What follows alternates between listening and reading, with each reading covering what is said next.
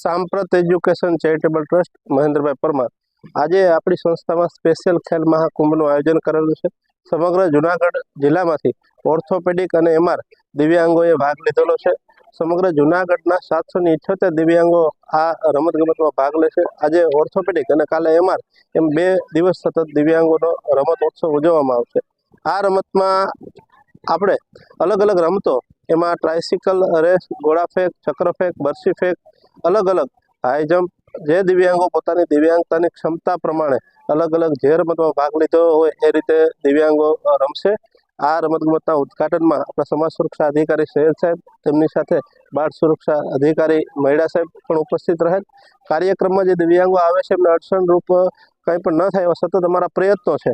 તેમજ આ સંસ્થામાં દર વખતે અલગ અલગ રીતે રમતો જે રીતે ઉજવાય છે એવી રીતે આજે અલગ અલગ રમતો લઈ અને જે પ્રથમ નંબર આવશે એમને રાજ્ય લેવલે ભાગ લેવા લઈ જવામાં આવશે। આવી રીતે દિવ્યાંગોને અલગ અલગ રમતોમાં પોતાની જે ક્ષમતા છે એ પ્રમાણે કૌતુક બતાવી અને આગળ જઈ અને પોતાના રમતમાં ક્ષેત્રમાં પણ આગળ વધે એવી શુભેચ્છા સાથે આજે આ રમતગમત ઉત્સવ ઉજવવામાં આવેલ છે। કેટલા સમયથી જે ગુજરાત સરકારે સ્પેશિયલ ખેલ મહાકુંભની શરૂઆત કરેલી 2016થી, આવી જ રીતે દર વર્ષે આપણા આ મેદાનમાં દિવ્યાંગો, સમગ્ર જુનાગઢ જિલ્લાના દિવ્યાંગોનો એ ખેલ મહાકુંભ ઉજવવામાં આવે છે।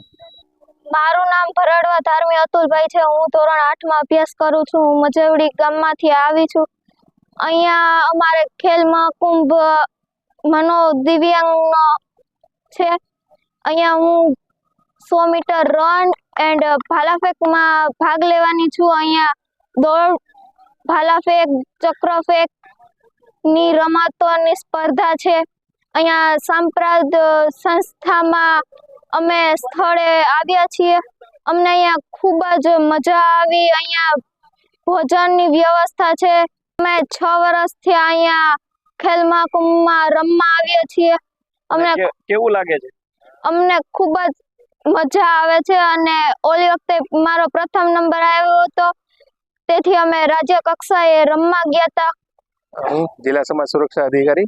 આજરોજ સાંપ્રત એજ્યુકેશન ચેરિટેબલ ટ્રસ્ટ ખાતે દિવ્યાંગ વ્યક્તિઓ માટે સ્પેશિયલ ખેલ મહાકુંભનું આયોજન કરવામાં આવી રહ્યું છે, જેમાં જુનાગઢ જિલ્લાના બહોળી સંખ્યામાં દિવ્યાંગ વ્યક્તિઓ ભાગ લઈ રહ્યા છે। રાજ્ય સરકાર દ્વારા 2016થી આ દિવ્યાંગો માટે સ્પેશિયલ ખેલ મહાકુંભનું આયોજન થઈ રહ્યું છે, જેમાં દિવ્યાંગ વ્યક્તિઓને જે સ્પોર્ટ્સની એક્ટિવિટી છે તેમાં પણ પ્રોત્સાહિત કરી વિવિધ ઇનામો રાખવામાં આવે છે। જિલ્લા કક્ષાએ જે વ્યક્તિઓ પ્રથમ આવે છે તેઓને રાજ્ય કક્ષાએ અને રાજ્ય કક્ષાએથી નેશનલ કક્ષા સુધી એ લોકોને વિવિધ પ્લેટફોર્મ મળી રહ્યો હોય રાજ્ય સરકારનો આ અભિગમ રહેલો છે। અહીં જે જિલ્લામાં જે પ્રથમ આવશે તેને આગળ જતા રાજ્ય કક્ષાએ સ્પર્ધા માટે લઈ જવામાં આવશે અને એમને પ્રોત્સાહિત કરવામાં આવશે। અહીં સંસ્થા દ્વારા ખૂબ જ સારું આયોજન કરવામાં આવ્યું છે। દિવ્યાંગ વ્યક્તિઓને રમતગમતમાં ભાગ લેવા માટે કોઈ પણ પ્રકારની તકલીફ ન પડે, જિલ્લા રમતગમત અધિકારીની ટીમ દ્વારા પણ દિવ્યાંગ વ્યક્તિઓ માટે સારી સુવિધાઓ ઊભી કરવામાં આવે છે। તેમજ હેલ્થની પણ ટીમ અહીંયા આવેલી છે। જો કોઈ દિવ્યાંગ વ્યક્તિને કંઈ તકલીફ પડે તો હેલ્થની ટીમ દ્વારા પણ તેમને ખૂબ જ ઝડપથી સારવાર મળી રહે। આમ સમગ્ર વહીવટી તંત્ર દ્વારા દિવ્યાંગ વ્યક્તિઓ માટે ખૂબ જ સારું આયોજન કરવામાં આવી રહ્યું છે। મારું નામ અલ્પા અનિલભાઈ કક્કડ છે। હું કેશોદથી આવું છું અને આ વિજાપુરમાં જે ખેલ મહામેળો છે એમાં હું 5 વર્ષથી ભાગ લઉં છું અને મને 75% દિવ્યાંગ ધરાવું છું। ગયા વર્ષે હું આવી નહોતી શકી। આ વર્ષે શેમાં આપને ભાગ લીધો? મેં ગોળાફેંકમાં અને ભાલાફેંકમાં ભાગ લીધેલો છે। કેવું લાગશે? લાગે તો છે અને કેવું લાગે છે અહીંનું વાતાવરણ ને આ કઈ રીતે?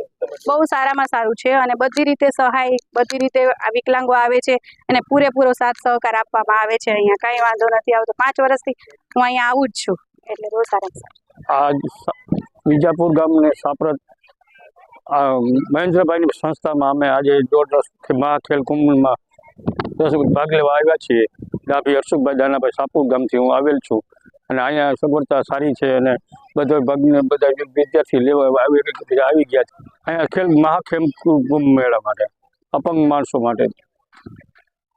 અને કેવું લાગ્યું તમને? અમને બહુ સારું લાગ્યું। અમે પહેલી વખત આવ્યા છીએ। અને કઈ કઈ રમત રમાડવામાં અહીંયા જે ગોળા ફેંક છે, બરછી ફેંક છે, પછી દોડ સ્પર્ધા છે, સાયકલિંગ, ફ્રી સાયકલિંગ સ્પર્ધા છે,